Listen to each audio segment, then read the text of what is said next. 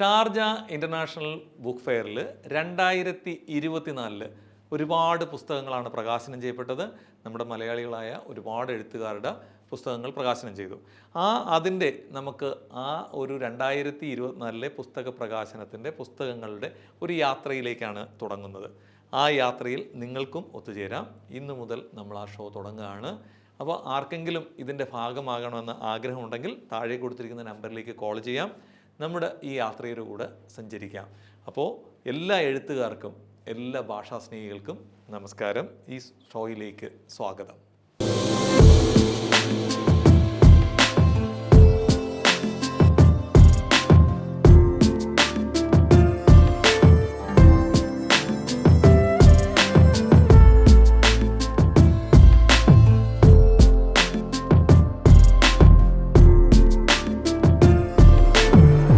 സജീദ് ഖാൻ പനവേലി എഴുത്തുകാരൻ എഴുതിയ പുസ്തകമാണ് ഈ പുസ്തകം.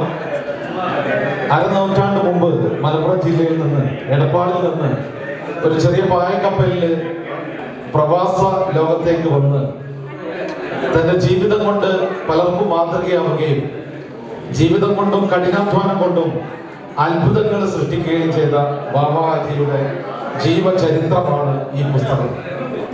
മനുഷ്യനെ തൊടുന്ന സംഘടന, അവന്റെ വേദനകളെ തൊടുന്ന സംഘടന, ആ KMCCയുടെ ഫൗണ്ടർ കൂടിയാണ് നമ്മുടെ പ്രിയപ്പെട്ട ബാബാജി.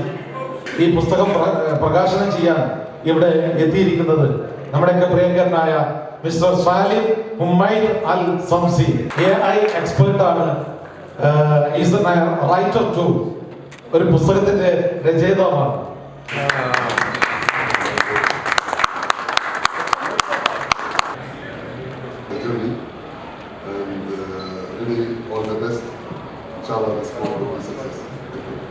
ജീവചരിത്രം എഴുതിയതുകൊണ്ട് തന്നെ ജീവചരിത്രകാരൻ എന്ന നിലയിൽ എനിക്ക് ജീവചരിത്രത്തോട് ഭയങ്കര ഇഷ്ടമാണ്. കാരണം EMS ജീവചരിത്രം നിങ്ങൾ കേട്ടിരിക്കും. GB ഇറക്കിയതാണ്. ചരിത്രത്തിനൊപ്പം നടന്ന ഒരാൾ സാഹിത്യ അക്കാദമി അവാർഡ് എടുക്കുന്ന വേണ്ടി തന്നെ പുസ്തകമാണ്. അത് പാഠപുസ്തകമായി കിട്ടിയ MAക്ക്.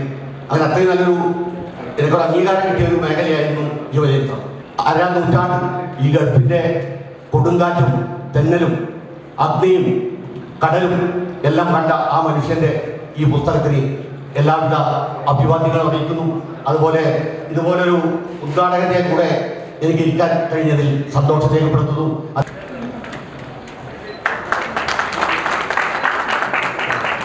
I'm Dr. Glory Matthew Aymanam, a novelist.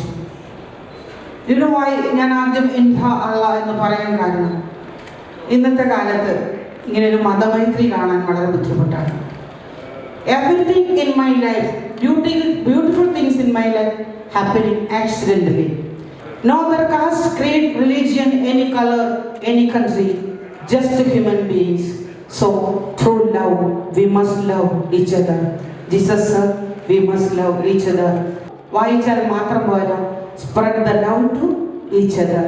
വളരെ യാദൃശ്ചികമായി ഇന്നലെ അദ്ദേഹത്തിൻ്റെ ഡെന്റൽ കോളേജിലും കോളേജ് ഓഫ് കോമേഴ്സ് ആൻഡ് സയൻസിൽ ഞാൻ പോവുകയുണ്ടായി. അപ്പോൾ തന്നെ ഞാൻ മനസ്സിൽ വിചാരിച്ചിരുന്നു, വലിയൊരു വ്യക്തിത്വം, ചില വ്യക്തിത്വങ്ങൾ അവരുടെ കർമ്മം കൊണ്ട് നമുക്കൊക്കെ മാതൃകയാവും. തീർച്ചയായും അങ്ങനെ ഒരു വ്യക്തിത്വമാണ്.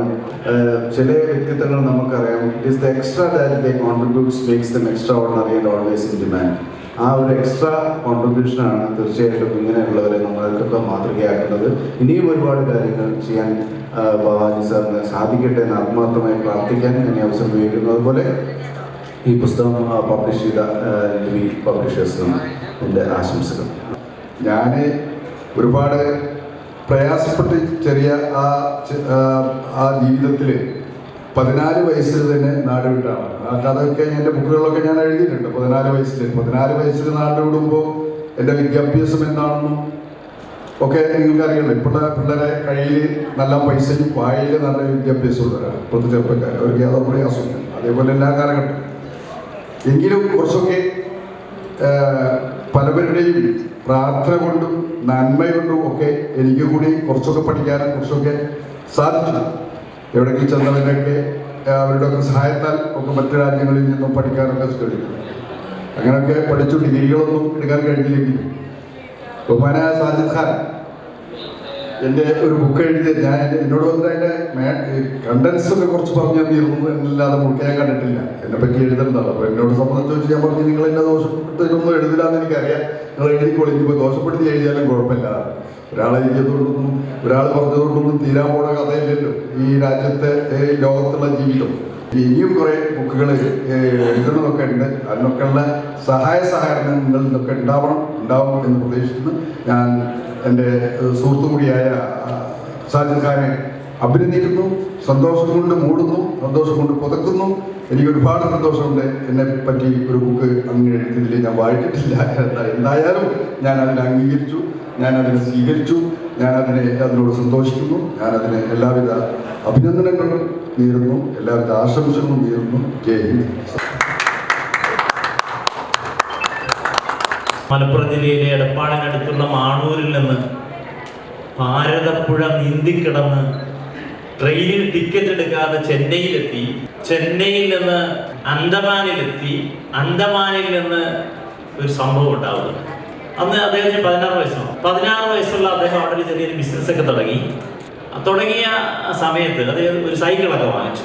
സൈക്കിളിൽ ഈ ബിസിനസ്സിന്റെ ആവശ്യമായിട്ടുള്ള സാധനങ്ങളുമായിട്ട് വരുമ്പോൾ അന്തമാനിലെ പോലീസ് ഓഫീസറായിരുന്ന അബ്ദാർ സിംഗ് എന്ന് പറയുന്ന ആൾ, അദ്ദേഹത്തിന്റെ പേര് കേട്ടാൽ അന്തമാൻ കിടുകിടാ വിറയ്ക്കും. ആരും ചോദ്യം ചെയ്യപ്പെടാത്ത DYSPക്ക് തുല്യമായ അല്ലെങ്കിൽ SP-ക്ക് തുല്യനായ അബ്ദാർ സിംഗ് വാഹനങ്ങൾ പരിശോധിച്ചുകൊണ്ടിരിക്കുകയാണ്. ഈ സമയത്താണ് ബാലനായ ബാബ സൈക്കിളിൽ ഇങ്ങനെ വരിക. അദ്ദേഹത്തെ കണ്ടതുമല്ല, ആകെപ്പാടെ പ്രശ്നമായി. ഈ സൈക്കിളിന് പ്രത്യേകതയുണ്ട്, അതിന് ബ്രേക്ക് ഇല്ല. അതിന് കുറഞ്ഞ വിലയ്ക്ക് വാങ്ങിച്ചതാണ്. ബ്രേക്കായി ഉപയോഗിച്ചിട്ടിരിക്കുന്നത് മുൻഭാഗത്തെ കാലുകൊണ്ട് ടയറിന്റെ സൈഡിൽ ചവിട്ടിയാൽ ഇത് നിൽക്കും. പക്ഷെ അപ്പോഴങ്ങനെ ചവിട്ടാൻ കഴിഞ്ഞില്ല. ഈ സൈക്കിള് വളരെ സ്പീഡിൽ വന്ന് അങ്ങോട്ടും ഇങ്ങോട്ടും ഒന്നും ആ സൈക്കിൾ നോക്കിയില്ല, നേരെ അബ്ദാർ സിംഗിന്റെ പുറത്തേക്ക് ഇടിക്കുന്നു. അബ്ദാർ സിംഗും അന്നത്തെ ബാലനായിരുന്ന നമ്മുടെ സ്മര്യപുരുഷനും കൂടി ഓടയിലേക്ക് മറിഞ്ഞു വീഴുന്നു. അബ്ദാർ സിംഗിന്റെ കാലും മുട്ടുമെല്ലാം പൊട്ടുന്നു, ചോരയൊലിക്കുന്നു. ബാലനായിരുന്ന അദ്ദേഹത്തിന് മുറിവുണ്ടാകുന്നു, ചോരയൊലിക്കുന്നു. ആളുകൾ ഓടിക്കൂടുന്നു, സ്തബ്ധരാകുന്നു. പിന്നെ സംഭവിച്ചത് ഏതോ ഒരു ഗുണ്ട അബ്ദാർ സിംഗ് എന്ന് പറയുന്ന പോലീസ് ഓഫീസറെ ആക്രമിച്ചു എന്ന് പറയുന്ന വാർത്ത അന്തമാനിലുടനീളം പരക്കുന്നു. ബാലനെ ജയിലിലാക്കുന്നു. ജയിലിന്റെ പുറത്ത് ആൾക്കാർ തിങ്ങിക്കൂടുന്നു. അബ്ദാർ സിംഗിനെ തൊടാൻ, അന്ന് അദ്ദേഹത്തിന്റെ പേര് പറയുന്നത് പേടിയായിരിക്കുന്ന കാലത്ത് അദ്ദേഹത്തെ ആക്രമിച്ച ആളിനെ ഒന്ന് കാണാൻ വേണ്ടി ജയിലിൽ ആളുകൾ ഇങ്ങനെ തിങ്ങിക്കൂടുന്നു. ഈ വാർത്ത ഇങ്ങനെ പരക്കുമ്പോൾ ഒരു സ്ത്രീയും 2 കുട്ടികളും കൂടി തന്റെ ഭർത്താവിനെ ആക്രമിച്ചത് ആരാണ് എന്ന് അറിയുന്നതിന് വേണ്ടി ഈ ജയിലിന്റെ കവാടത്തിലേക്ക് വരുന്നു. അവർ മറ്റുള്ളവരെ എല്ലാം അകഞ്ഞു മാറ്റിയ ശേഷം വന്നു നോക്കുമ്പോൾ മെലിഞ്ഞ വെളുത്ത തൊടുത്ത ഒരു ബാലൻ ജയിൽ അടിയിൽ പിടിച്ചു നിൽക്കുക. ആ സ്ത്രീയുടെ മാനവികത ഉണരുന്നു. ഉടനെ തന്നെ പോലീസുകാരെ എല്ലാം വഴക്ക് പറഞ്ഞ ശേഷം ആ ബാലനെ, ഇത് നിങ്ങൾ ചെയ്തത് ശരിയായില്ല എന്ന് പറഞ്ഞിട്ട് ബാലനെ പുറത്തിറക്കുകയും അവരുടെ വീട്ടിലേക്ക് കൊണ്ടുപോവുകയും ചെയ്യുന്നു. ആ വീട്ടിൽ അദ്ദേഹത്തിന് രാജകീയമായ സ്വീകരണമായിരുന്നു ആ ബാലന്. അപ്പോൾ തന്നെ ഈ കുട്ടിയെ കുളിപ്പിച്ച് റെഡിയാക്കി അവിടെ അദ്ദേഹത്തിന് 2 പെൺമക്കളാണുള്ളത്. ആ പെൺമക്കളുടെ വസ്ത്രം താൽക്കാലികമായി ധരിക്കാൻ കൊടുക്കുന്നു. ടൈലറെ വിളിച്ച് അളവെടുപ്പിക്കുന്നു. ഉടുപ്പെല്ലാം. അത് ജീവിതം മാറുകയാണ്. ജീവിതം എന്ന് പറയുന്ന വാക്കിന്റെ അർത്ഥം ജീവനെ വീതം വെക്കുകയാണ്.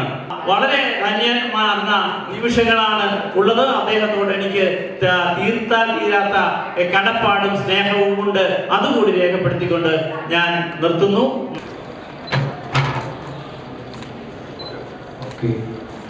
Okay. Thank you. This program brought to you by NK Group. Lucky Center and Lucky Department Store, Ajuman.